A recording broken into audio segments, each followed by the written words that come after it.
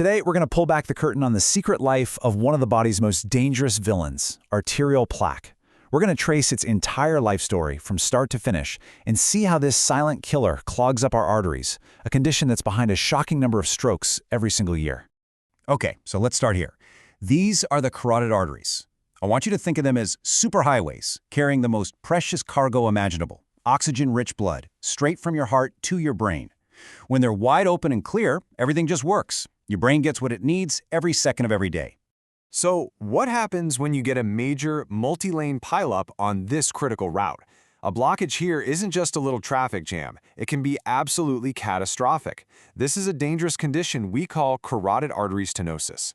And you know, this is a much bigger problem than most of us realize. Carotid artery stenosis is the direct cause of about 10% of all strokes. Now, that might not sound like a huge number at first, but when you think about how many strokes happen worldwide, that's a massive number of preventable tragedies. And it all starts with the quiet construction of a single plaque. So, where does this whole story begin? Well, it doesn't happen overnight. It all starts with tiny, almost invisible damage to the inside wall of the artery. This is the inciting incident. The star of this first chapter is something called the endothelium. It's this incredibly delicate, single-cell thick lining inside all of our blood vessels. You can think of it like a perfectly smooth, non-stick coating. It's our first line of defense, designed to keep blood flowing without a hitch.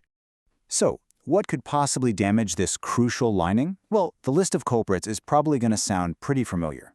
Things like high blood pressure, high cholesterol, and smoking, they basically act like sandpaper against this delicate surface year after year. And other factors, like getting older, being male, or even some abnormal immune responses, can also play a part in causing that first bit of injury.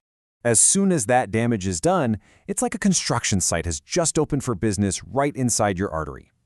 The body's response to that initial injury kicks off this slow, steady process of building what we call an atherosclerotic plaque. This is its biography.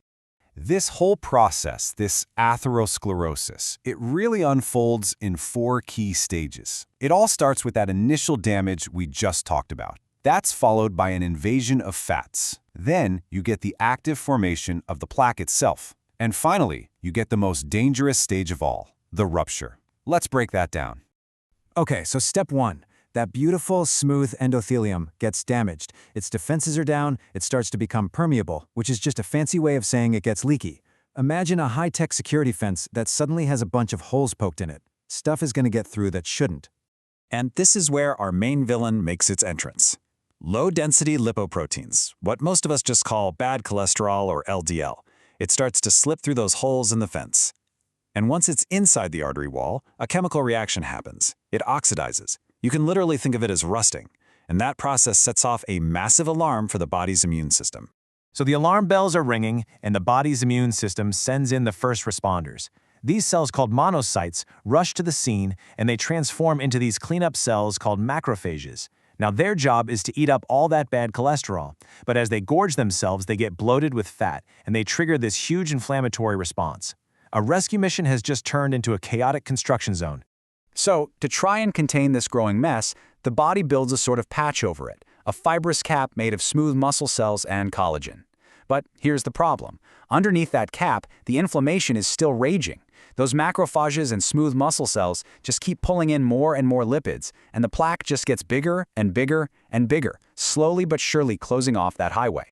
Now for years, maybe even decades, this plaque can just sit there, growing in the background. But then comes the climax of our story, the breaking point. This is where a stable problem suddenly becomes an incredibly unstable and dangerous one. And this is where the body's own defense system completely backfires. As that chronic inflammation keeps churning away under the cap, the immune cells start spewing out enzymes. These enzymes are meant to break down debris, but they don't stop there. They start eating away at the fibrous cap itself, weakening the very structure that's holding this ticking time bomb together. And then it happens. The cap breaks, it ruptures, and the highly thrombogenic, and that just means intensely clot-forming, guts of the plaque are suddenly dumped right into the flowing blood. The body sees this rupture as a catastrophic injury, and it does what it's programmed to do. It tries to form a blood clot to seal the wound. But remember, this isn't a cut on your arm. This clot is forming right on top of the plaque, in the middle of that critical highway. And it can grow so big, so fast that it either chokes off the blood flow or blocks the artery completely. All right, so we've got this major drama happening inside an artery in the neck. How does that translate into a life-or-death event in the brain? Let's connect those last crucial dots from this ruptured plaque to a full-blown stroke. The most common way this happens is through something called an artery-to-artery embolism. Basically, tiny little pieces of that ruptured plaque or the blood clot that formed on it can break off. The bloodstream then sweeps these fragments upstream, like debris floating down a river, until they travel into the much smaller, more delicate arteries of the brain, where they get stuck, cutting off blood flow and starving that part of the brain of oxygen. That's a stroke. And what's wild is that we can actually see this happening with a simple, non-invasive ultrasound. In an image like this, the colored areas show us the blood flow. That chaotic, swirling pattern shows turbulence. It's like water rushing around a big rock in a stream. And it's a dead giveaway that the artery is dangerously narrow. For an even sharper look, there's what doctors call the gold standard test, a digital subtraction angiography, or DSA. They inject a special dye that makes the artery light up on an X-ray. And here, wow, you can see the stark reality. You can see exactly where that superhighway narrows down to a tiny, treacherous little path. The blockage is just undeniable. So, does the size of the blockage matter? Oh, you bet it does. Look at the annual risk of stroke here. For someone with a less severe blockage, the risk is about 1.3% a year. But once that blockage gets over 75%, the risk more than doubles, jumping to 3.3% every single year. This really shows why catching it is so important. But here's the good news. This is not a runaway train. We can fight back. Modern medicine focuses aggressively on the very things that started this fire in the first place. That means getting blood pressure under control, using statin medications to manage lipids, quitting smoking for good, and making active aerobic exercise a regular part of life. But I want to leave you with this one crucial thought. This entire biography of a plaque, from that first tiny bit of damage all the way to a near total blockage, can unfold over decades without causing a single noticeable symptom. It is a true silent killer. Which brings us to a really chilling question. If a process is completely silent, what is the very first warning sign your body can possibly give you?